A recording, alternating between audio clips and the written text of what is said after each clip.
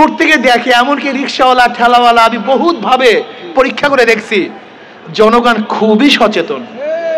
যারা দুর্নীতি 5 বার চ্যাম্পিয়নশিপ হয়েছে, আগামীতে কমপক্ষে দুর্নীতিবাজদেরকে বাংলাদেশের জনগণ আর ভোট দিবে না।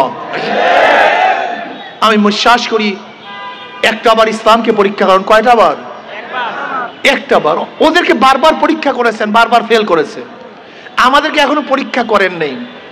একটা বার পরীক্ষা করতে অসুবিধাটা কোথায়? শুধু একটা বার পরীক্ষা করুন। একটা বার যদি ফেল করি তাহলে দ্বিতীয়বার পরীক্ষার হলেই ঢুকবো না ইনশাআল্লাহ। একটা বার পরীক্ষা করুন। ইসলামকে একবার ক্ষমতায় নেন, রাজি আছেন না ইনশাআল্লাহ? আমার ছাত্র বন্ধুরা রাজি আছেন ইনশাআল্লাহ? সাধারণ মানুষরা রাজি আছেন ইনশাআল্লাহ?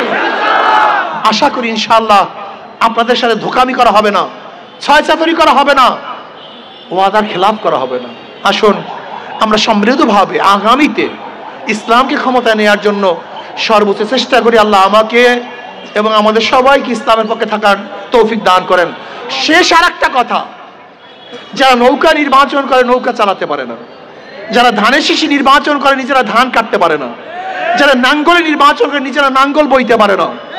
নৌকা গরিবদের প্রতীক, ধানের শীষ গরিবদের প্রতীক, নাঙ্গল গরিবদের প্রতীক, কিন্তু যারা নির্বাচন করে একজন গরিব না।